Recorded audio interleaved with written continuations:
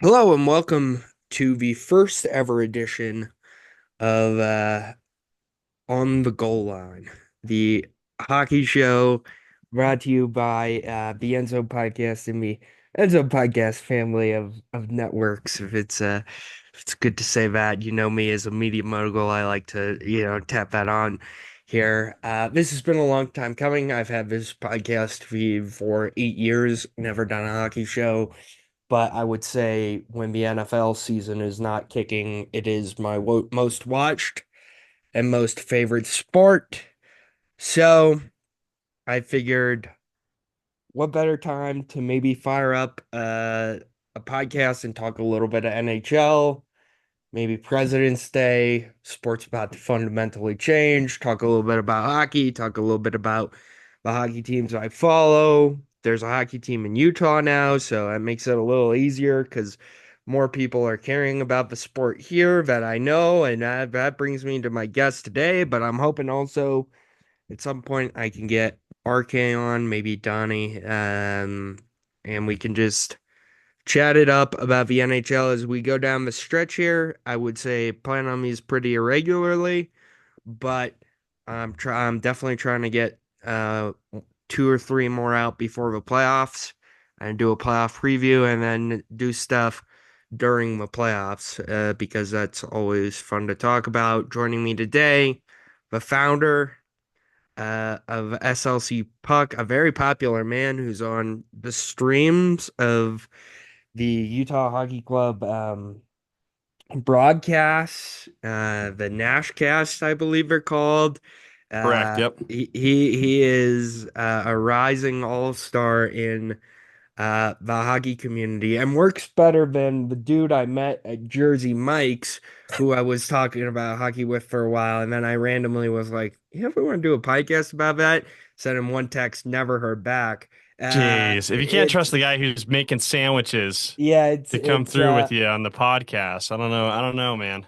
Yeah, it's Austin Facer. Austin, I'm popular on this podcast feed because we did a now defunct college football program recapping Oh, the that's state right. of Utah for about a season and a half, which the name escapes me. Uh, I want to say I It don't. was like I can't remember what I remember most about that, Eric, is that you bullied me into waking up early Oh yeah, on those were early mornings. yeah, you Those were yeah, and I early I Sunday was mornings.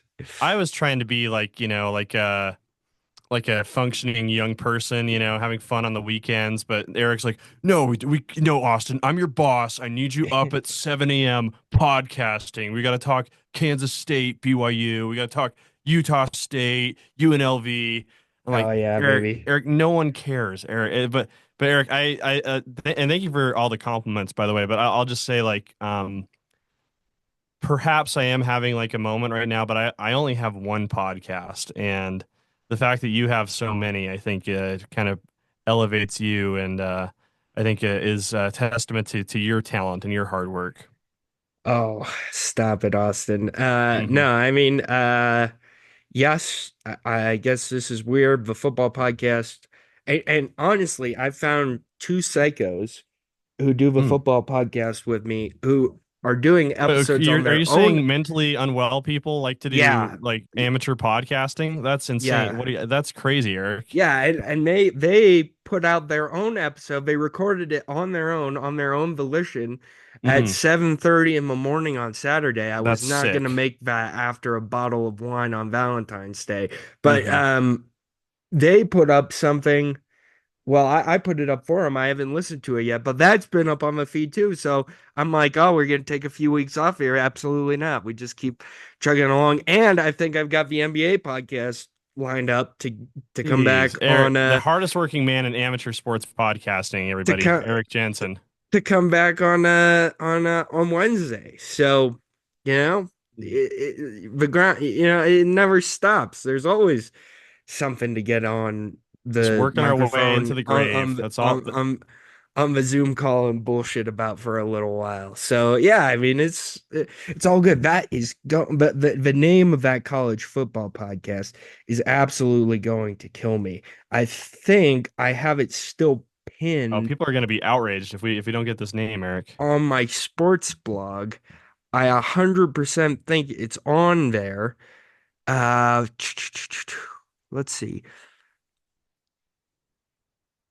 No, this one's teasing it, but I very like I had it. It used to be pinned here, but it's not pinned anymore. So let's just get into the hockey, but Mm, I'm gonna background search this for a while. okay. And yeah. So I mean let's open with this. Let's open with obviously around here the sport of hockey is kind of new. Uh I just want to know your background with the sport, how you got into it, like who who you rocked with before Utah got a team, just like what is the Austin Facer Mm. connection to hockey?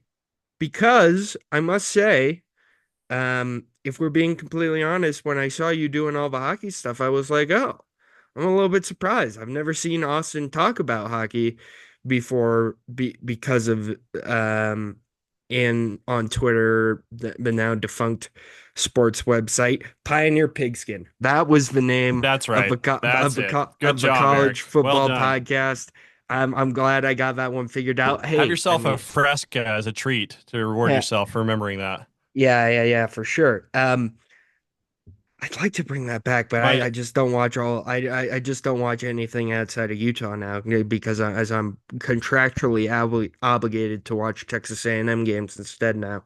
So, uh-huh. but yeah, I mean, what a time that was. But back to my original question, Austin, how do you find yourself in the hockey world? Because uh, damn man, it feels like I've been talking, tweeting about hockey for a while, and then all of a sudden, old Austin Fazier's up and talking about hockey, and it's like, oh, where did this come from? Why, what's going on? What is the hockey connection for Austin Fazer?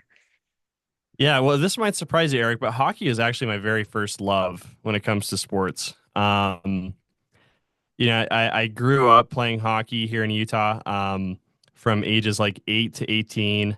I played like little house league, high school, all this stuff. As far as teams that I rocked with, I was, my introduction into hockey was watching the Mighty Ducks movies when I was little, and so the Ducks were my first favorite team, and I was a huge Paul Correa fan. In fact, look at this. I can prove this right now, Eric. What I don't know if you're posting the video, but I'm here in the what will be the second studio for SLC Puck, but was a huge Mighty Ducks fan growing up. You can see like, I even wore number 9 as a little boy, because Paul Correa was such a icon of mine. But yeah, I think just over the years, I think just kind of just because of this, the NHL didn't really have a big reach here in Utah, for the majority of the years growing up, and then the time I knew you, I kind of was more invested in other things like college football, NBA, the sports that we've had here for quite a while. But when the team got here in April, I think it just kind of really reignited the love I had for hockey as a little boy and as a teenager, and I just thought it would be a good opportunity to kind of put together the skills that you and I work on together, and do something fun for the new fans here in Utah, and that's where SLC Puck came, and yeah, it kind of came out of nowhere, but so did the team, and it's been a lot of fun to do it. Yeah, I mean, the podcast is excellent. It's totally different, which is good. It's a lot of fun, kind of. I don't mean to downplay this, but like fun, goofy, like interesting, like little subplots, like like Yes. what player reminds you of what animal? It's like all this kind of stuff on the side that I personally would never be able to do because I'm too focused on, hockey and Eric, you've and been all a that tremendous stuff. asset in SLC Puck live post game recaps. I think your attention to detail, your professionalism has been a huge asset in these instances. But yeah, I think I appreciate you saying that as well about SLC Puck. I think it's kind of just meant to be like a yeah. I don't know. I personally have never seen a podcast that looks like mine. Um, and yeah, it is intended to be like different and quirky and fun, and it's very like YouTube oriented. There's like a lot of visual components that go into that. It's kind of like a blend of like Last Week Tonight with John Oliver and like a sports podcast and other things like that.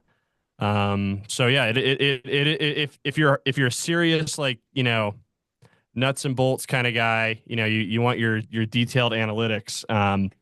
I would say SLC Puck is probably not your podcast, but if you just want to like, you know, unwind and goof off and enjoy me wearing like costumes and having Oh, there's reoccurring so many characters. costumes. Yeah. I wore a different costume every episode in October in celebration of Halloween. And we also have fun reoccurring characters and like assorted psychopaths that I hire to do videos for me on Cameo. So yeah, thank you, Eric. That's just an introduction to your audience on what SLC Puck is.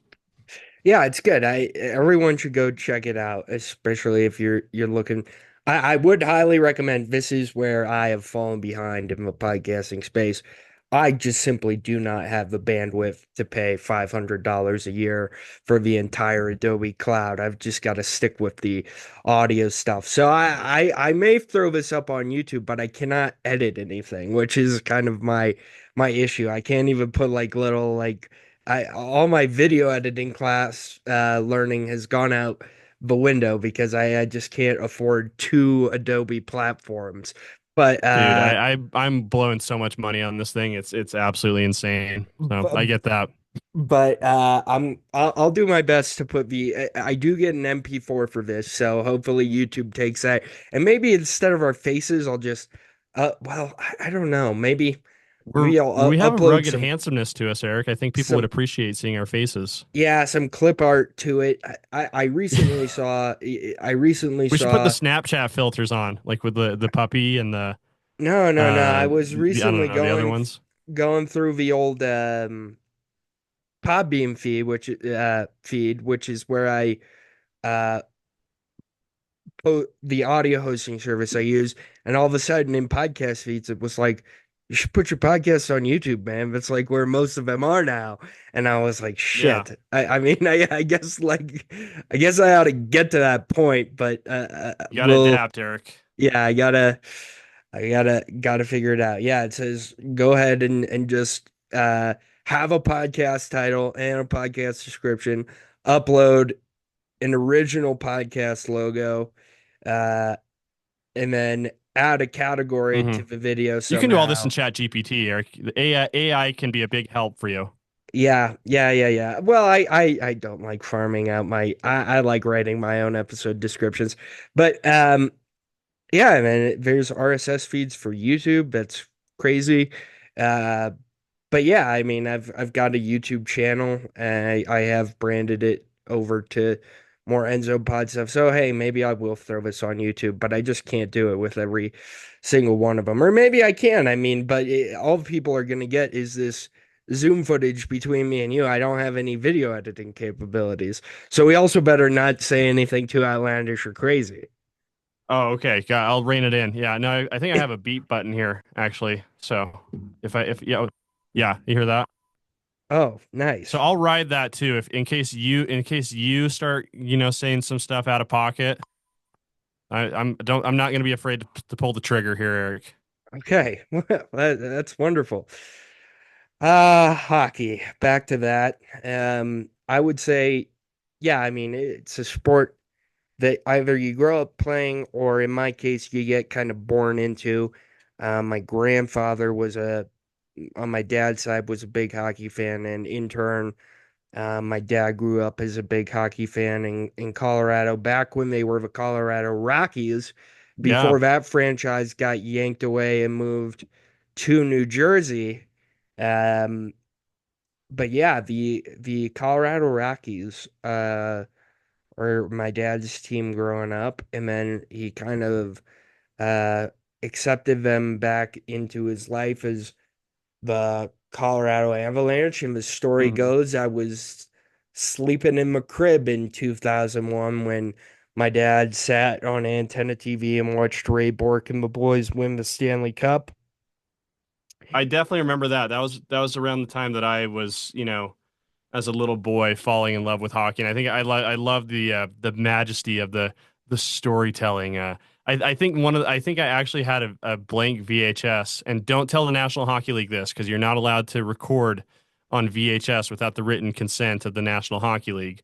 But I did have, I believe they played the Devils, interestingly, and won in Game 7 in Colorado. And so when they won the championship, I recorded that and had it on VHS and wrote in like little crayon or whatever in marker a cup for Ray, and that was like a really cherished childhood artifact. I guess I wonder where that is. It's probably somewhere in my parents' house. Wow, that's quite the story.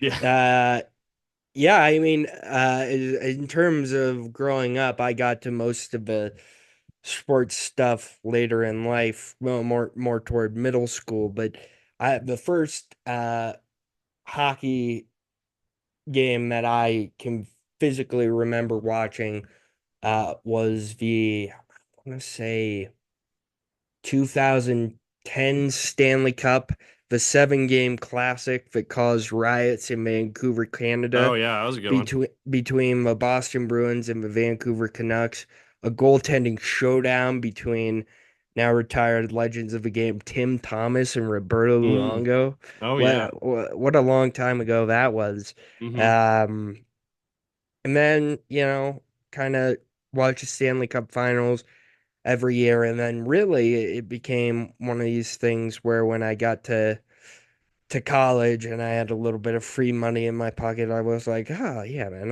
And they put all the games on ESPN Plus. I was like, oh yeah, I'll buy ESPN Plus and illegally stream all the blacked out Colorado Avalanche games. And then Fantastic. Get yourself a uh little VPN. yeah, Nice. not really. That was back in the days of when you could actually go on the internet and like use a streaming website. I guess Oh, Stream East doesn't exist anymore, I've been told. oh, But yeah, I mean that was cool. And a core memory of mine is watching the 2022 Stanley Cup run recently with my dad. That's always great. It's kind of our bonding activity, so I like to do that. And yeah, I mean, I figured, I've been writing about it for a little while here and there. Sometimes I mention it on the football podcast. I try to record during the part of the reason that our recording schedule is Wednesdays during the football season is that's typically early in the season a non-busy hockey mm, day. So I can still lock in for Avalanche games on Tuesdays and Thursdays.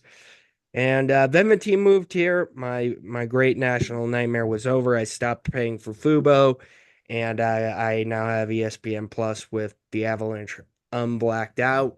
I also subscribe to the SEG Plus thing so I can watch the Utah team from nice. time to time. And just nice this time of year to kind of alternate between, you know, once the NFL goes away and college football is gone, some nights, Tuesdays I watch the NHL, Wednesdays I watch college basketball, Thursdays it's back to the NHL, and then during the day on Saturdays catch up on the big college basketball games, and then at night watch hockey. So yeah, I mean, I guess that's my backstory with hockey. That's your So hockey life, Eric. yeah, Eric, I don't know how you can bend and manipulate time to consume as much sports as you do. It's kind of amazing well, to I to see mean, how you do your thing. I guess I mean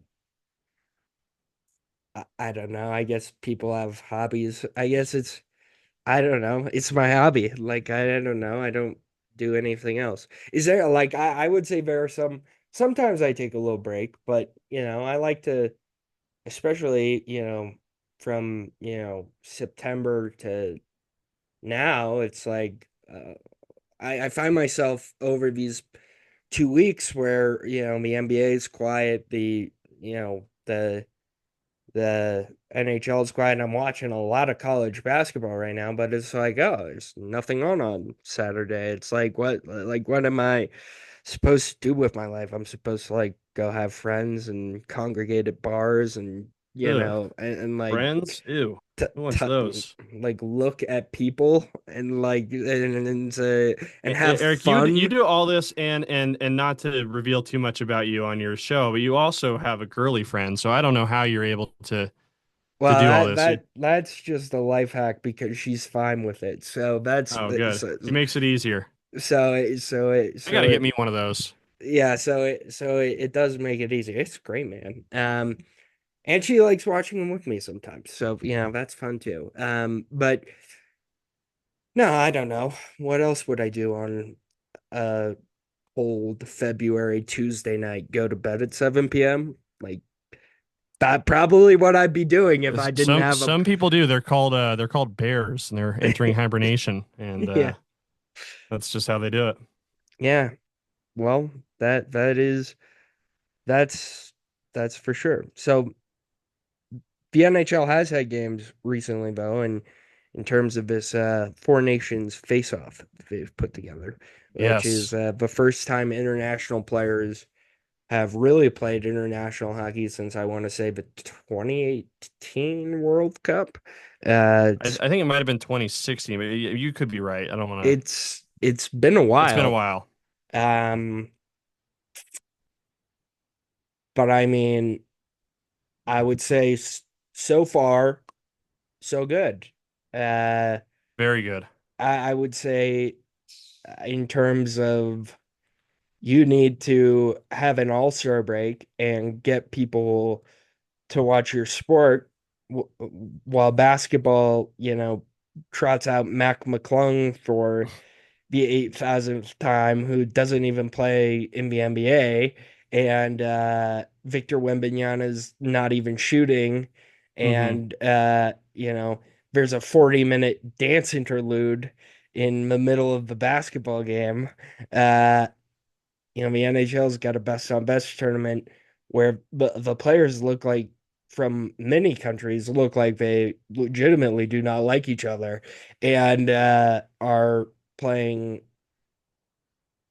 full speed, full hit hockey, and it's pretty fun to watch. And I mean, I guess we'll start with Saturday night, USA Canada, Oh my uh, gosh, Eric. d due to like some you know listen, I'm not a fan of the geopolitical state of the world, but like, I guess we're doing the Cold War, but we're gonna do it really stupid, and we're gonna do it with Canada. So like, we're in a Cold War with Canada from like my estimation of what I read in the news and like the way I see us treating Canada and the way I see them treating me. It's like, okay, like I guess like we could be having cold wars with like much bigger threats like China or Iran or Russia, but no, let's go after Canada.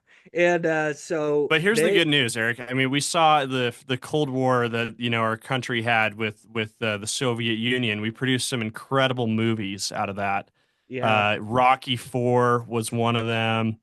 Miracle, another. So I'm somewhat in favor of I wouldn't say I'm in favor of conflicts, but I think the sunny side is we might get some really terrific content out of it, and I think the game on Saturday is something that felt absolutely cinematic. I mean, the Kachuk brothers were like, honestly, I thought it was brilliant for the future of the sport, and just to build on what you were saying, like like the NBA trotted out such an inferior product over the weekend, and the story in the sports world belonged to hockey. And I don't know how often that happens, where hockey sort of steals the headlines from the NBA, but it was totally deserved and totally correct in this case. It's just a ton of fun to see how that game started. And yes, I think we can admit that, the political tensions that we're facing in North America probably played a factor into that. But hey, it was a lot of fun. It was a lot of fun to watch the game on TV. Yeah, I mean, I was talking to my dad about this, and it's like that it's February 15th when that game is played, and it's like, am I watching game 7 of the Stanley Cup Finals on February Intense. 15th? Because I mean, that's what it felt like from the moment that they trotted out some poor Canadian airman to try to get the crowd to not boo him. Uh-huh. And the boos and jeers rained down for the US national anthem to the point Mm-hmm. where Quebec, the French part of Canada, run by the Quebecois, is suddenly patriotic and singing the Canadian anthem at full French froth, uh, transitioning to English at the end, and the whole nation's united. And then we drop the puck, and the boys just say, "Well, I mean, I don't know, but like feels like a good It's time go to fight time. about it."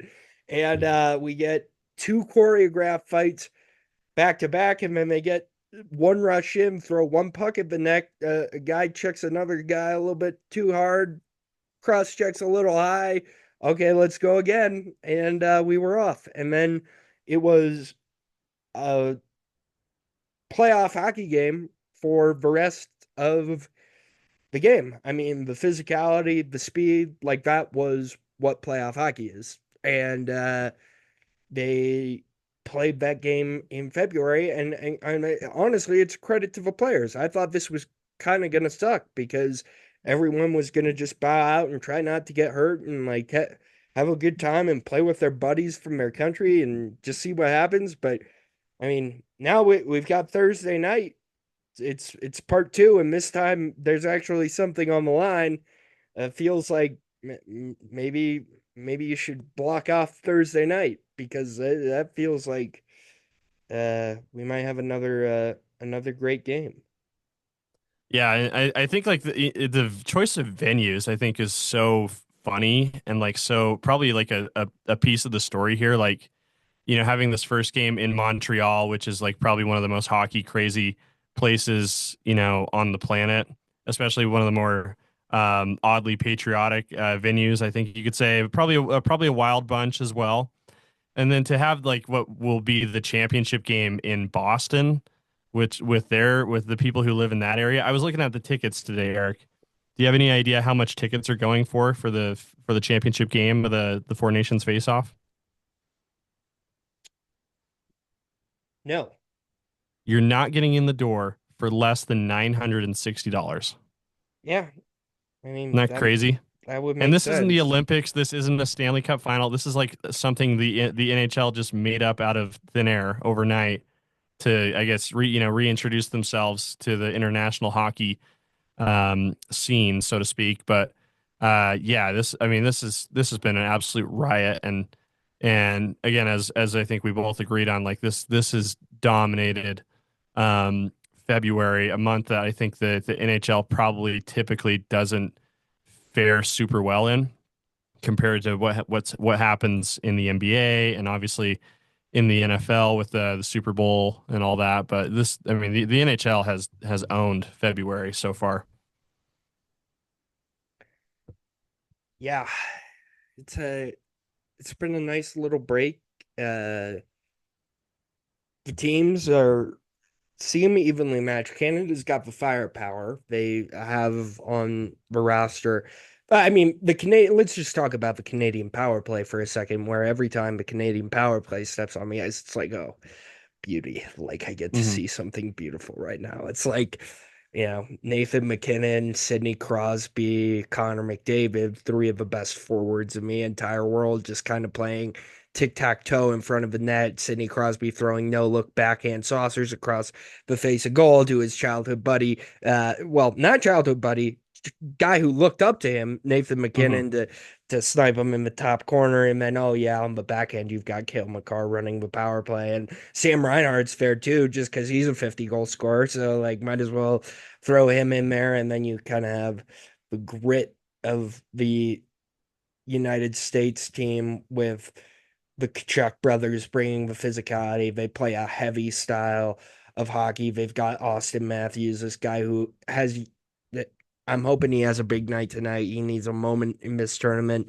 Um, and you've got some good guys on the back end with Adam Fox. And then, oh yeah, it turns out that, Canada with this history, you know, tradition of goaltending. Well, it turns out their goaltenders absolutely stink because you're playing Jordan Binnington, who's barely a league average NHL starting goalie. And oh, on the other side, who you have? Oh, no, business front runner and probably MVP candidate Connor Hellebuck. Oh, and behind him, you've got Jake Ottinger, who's maybe one of the best playoff goalies in the entire league. Oh, and who do you got third? You've got Jeremy Swayman, who's currently one of the only things that's keeping the Boston Bruins from being just a completely forgettable team in the NHL. It's a nice little mismatch of players throughout. The two best teams are playing in the finals. Shout out Sweden and Finland; they were there too, I guess. I mean, I hope they all had fun. It was nice to see Mikko Rantanen get out and flex his collective hockey muscle. But yeah, I mean, the Four Nations tournament has been fun, Austin. Ton of Uh, fun. And yeah, the championship game is going to be a real banger. I don't have $960 to buy a ticket to be there in person, but I'm gonna enjoy the hell out of it on television. yes, I it will be nice. All right, let's talk about the NHL. Let's do it. Uh, the team that you watch intently and cover, the Utah Hockey Club. So, Hmm. if I told you in, let's say, May, when the team was moving here, Hmm. and I said, Austin, on after the All-Star break, basically, and 2 weeks from the trade deadline, the the team will have 24 wins and be 6 points ish. So 3 games back of a playoff spot Hmm. coming down the stretch run.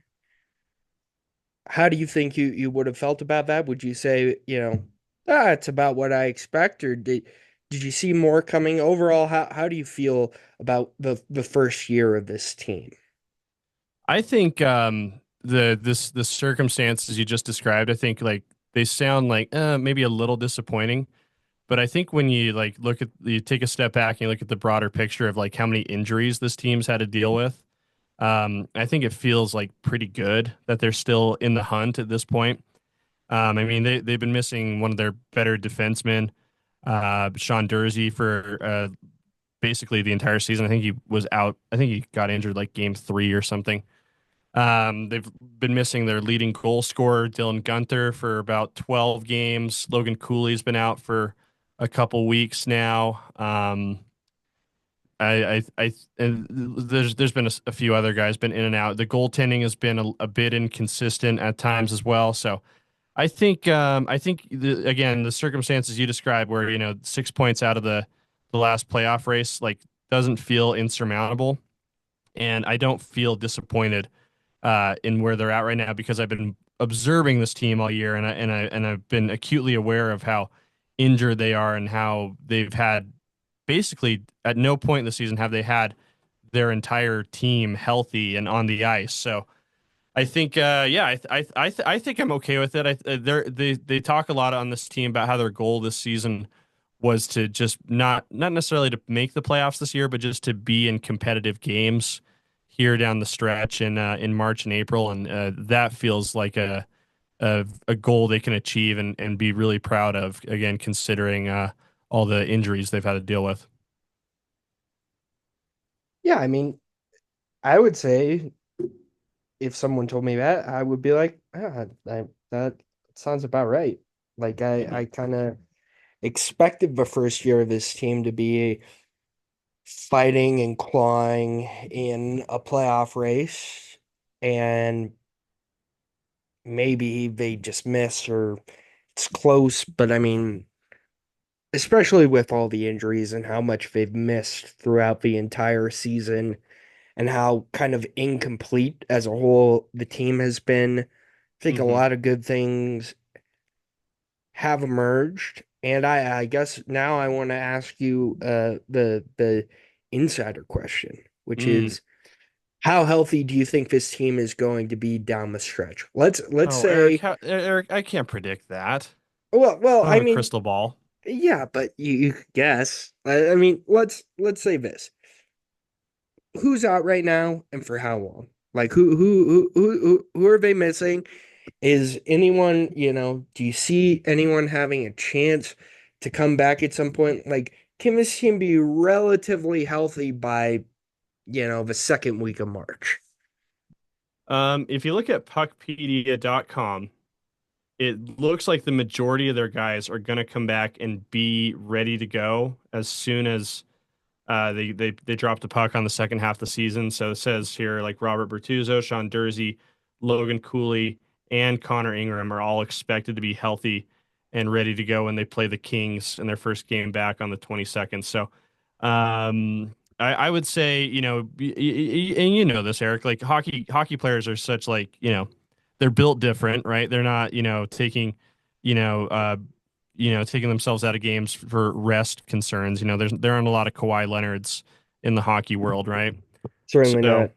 certainly not. So I think you'll see like these guys are gonna do like everything they can to stay on the ice. If their presence on the ice is an asset, right? I think even if they lose a limb, like a leg or maybe a couple toes or a finger or two or an ear, I think you'll see a lot of these guys really hungry. I mean, these guys want to go to the playoffs. They know it'll be a huge story here in Utah. They've made it very clear that they're very interested in impressing, us here in Utah. So I think you'll see guys find a way to get on the ice no matter what, unless they've been physically maimed in a big way. Yeah, that's most that's what you want to hear. I mean, 3 games back, you're getting basically your whole healthy lineup back. That's not a bad spot to be. I mean, you're playing the team, the two teams ahead of you. Now, I'm gonna hope that the Colorado Avalanche kind of get it together and are pretty safely a playoff team, even if they end up in the wild card. But like you look at the West, it's pretty much one spot's up for grabs. Currently, the Vancouver Canucks hold it. They just traded away one of their best players because he didn't like one of their other best players, Mm. who's maybe not one of their best players, and actually maybe isn't that good. And their goalie's hurt, and ahead of them are the Calgary Flames, who are a nice story and have a cool rookie goalie, but they're the Calgary Flames still. There's not a lot of firepower there. I don't know, Austin. I feel like this is a pretty good spot for Utah to be in. I will say this. How do you stand on what they're going to do in goal the second half of the season? Because I think it is a massive mistake if they throw in Connor Ingram. Yeah, no, I think that's like probably their biggest question right now is like what they're gonna do um, with goaltending. I think the first couple games out after they get back from break are gonna set like a larger tone for what they're gonna do this year and perhaps next year. Because I think what you're alluding to is right. Like Karel Vejmelka has been the better goaltender this year. I think I think that's borne out by the facts and statistics in a lot of ways.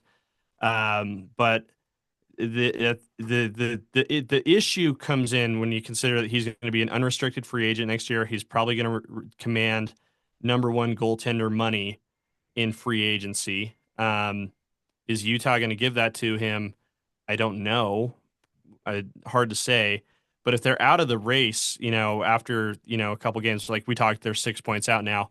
If they start to fall to being 10 points out within the week or so, I think they probably need to really strongly consider, renting Melka out to a contender and getting some assets back. So I think we'll know what they're going to do with their goaltending situation in Well, what April. I guess What's up? why wouldn't they rent out Connor Ingram? I just don't think I mean, because he had another year on his deal. I think there's additional commitment there. But I think if you're Vemelka, I think the fact that he's again like a true rental, he's an unrestricted free agent next summer. I Mm. think that could be something pretty interesting. And to your original point, Eric, you just said it would be a mistake to go with Ingram. Don't you think the other teams would feel this way? Yeah. I guess you're right, but man, I like Vamelka. He's a guy that I will, no matter where he ends up, I will be tracking his career. As as a ambitious chancellor of a faraway galaxy once said, Mhm. with great interest. Yes. See, I'm not a Star Wars. I almost called you a nerd, but I'm not a Star Wars aficionado like you are. But that's a good reference. yeah. Well, I know, it just came to my head, but uh, yeah, I mean, that's an interesting, it's an interesting little thing there. Okay, Colorado Avalanche, they're also in the mix. Hopefully, they're healthy coming out of Four Nations. Hopefully, they get Valerian Nichushkin back, but there are still some moves to come. Obviously, traded Mikko Rantanen a few weeks ago. That's, it sucks, obviously, to lose one of your best players, but the Natchez fella is very solid. And I'm interested to see what they do with Casey Middlestat, a guy they bought in a year ago for Bowen Byram. He has not lived up to expectations. He has not been what they need at kind of the 2C position, which is really the position they've been missing the most since losing Nazem Kadri after the cup run. Very tough to see how things go. The Avalanche season has been defined by uh, brief periods of really sustained great success where they win like six or seven in a row, followed up by truly putrid stretches where they lose like three of five and undo all the good that they've done. Uh, they are I up would and say the Utah down. Hockey Club has had a similar season, but probably Yeah, to a little bit more of an extreme degree. yeah, they're up and down to say the least. Like Utah, they struggle at home for some reason. Hmm 16, 10, and 2, not really what you want to see. Um, in their last 10, 5, 4, and 1. Ugh, yuck. But, you're 2 points out of being in the third spot in the Central, although teams do have games on you at this point. And so, I mean, yeah, the Avalanche. They still have two of the best players in the world in Cale Makar and Nathan McKinnon, so that will make them a playoff team. Are they a real Stanley Cup contender?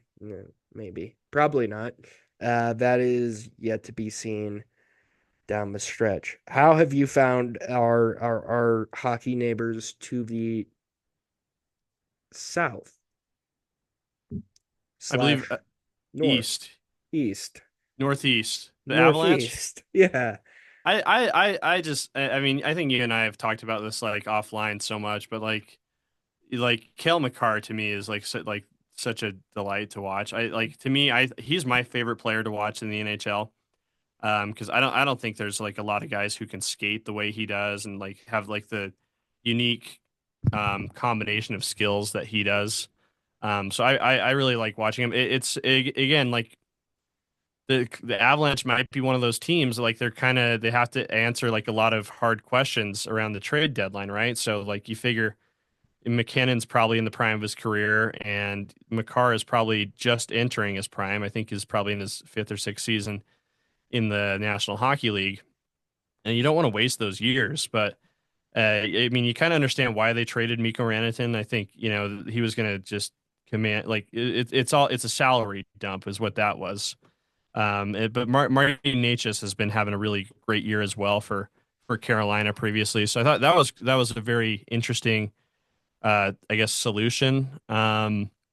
We'll see if Natchez can grow into like a bigger role, like the Mikko Rantanen role, and hold it there permanently. Because again, he's having a career year, but it might be just a fluke. Who knows? We're not going to know for a while, of whether or not that was shook out the way it should.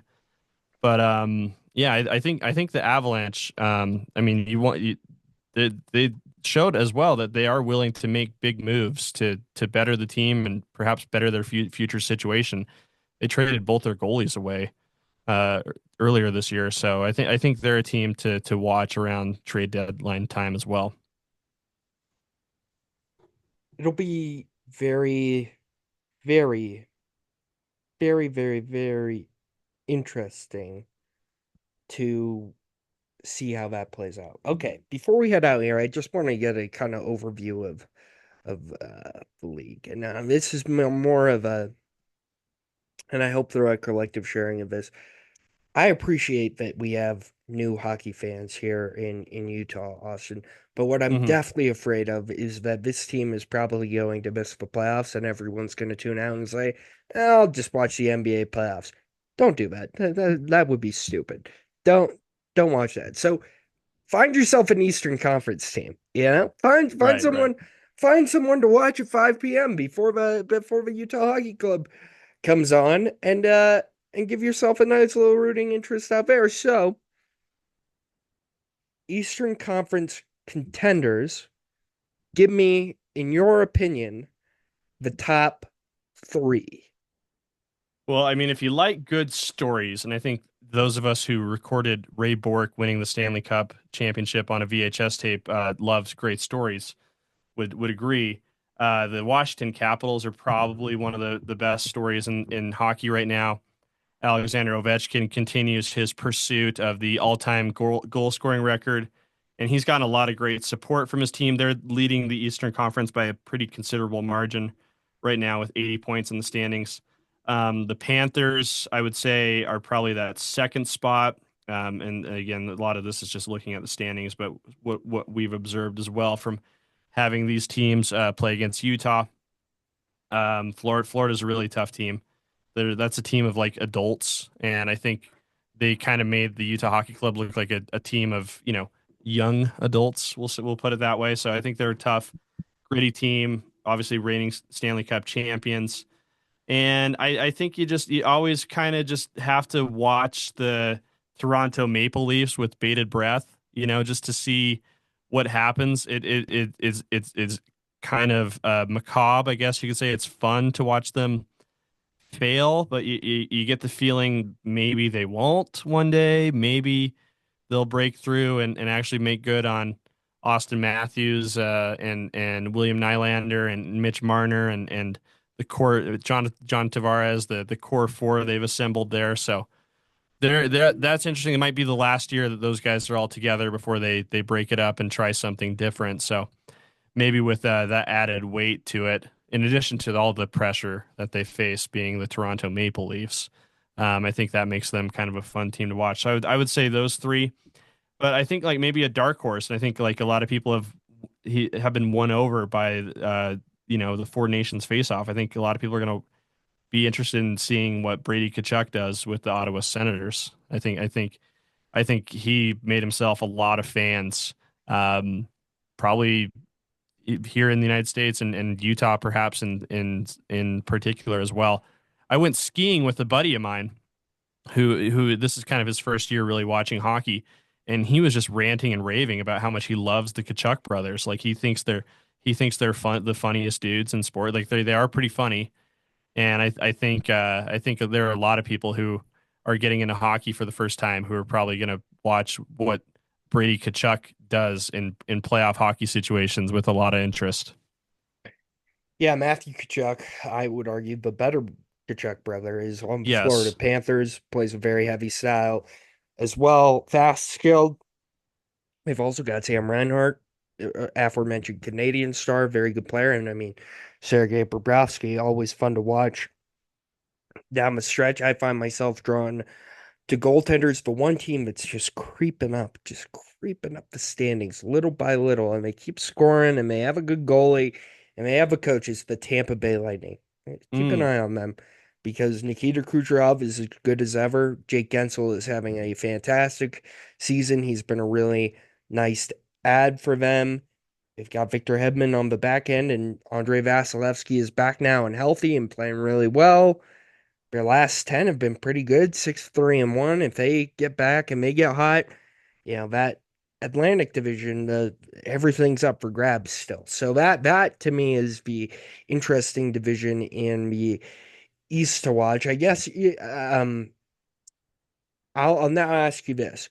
Who do you view as kind of the juggernauts in the West? Like who do you think that Utah, if they get into the playoffs, maybe not this year, but hopefully if they spend the money in the offseason and maybe use some of their assets to get some folks, maybe next season, who are the biggest threats to you now after watching this really closely for a year? Who are the biggest threats currently in the Western Conference? I mean, I think it starts with the Jets with Connor Hellebuck, and they've got such a strong cast in front of him. Josh Morrissey's excellent defender. Mark Sheffley's guy up front who can put the puck in the back of the net. Kyle Connor, another guy. I mean, the Jets have a really, really, really, really good team, but Utah has played pretty well against them at times when they've had their matchups this season. I do think the Oilers are another team that I think are interesting to watch, and the Golden Knights at a certain point were a team that people were really really high on this year, and unfortunately they lost one of their better defensemen, Shea Theodore, in this Four Nations face-off. So I think that's definitely a big blow to their chances. But I think in Vegas is, with the exception of a 6-0 Utah victory way back when, which was their first and only shutout of the year. I think Vegas has kind of had Utah's number at times. So I think those are probably the three that probably have the most potency in the Western Conference heading into the playoff hunt, the playoff the stretch, we'll call it. We'll call it the playoff stretch. Yeah, Winnipeg's interesting. They are famously not a very good playoff team.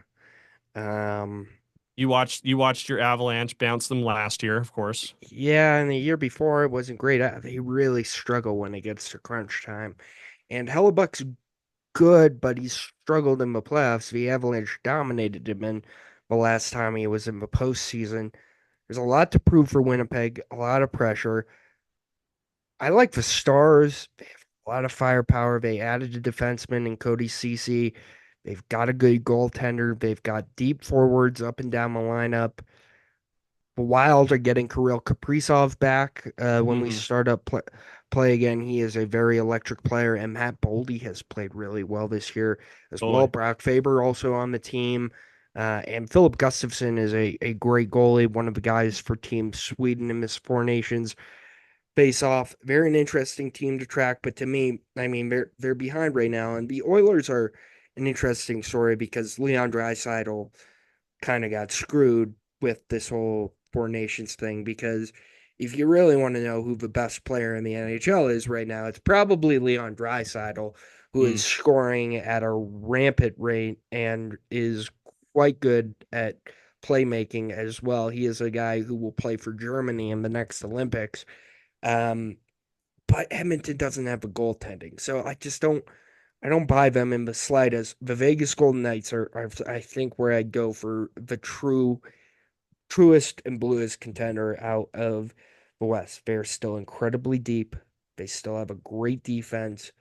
They have a good goalie in Aiden Hill.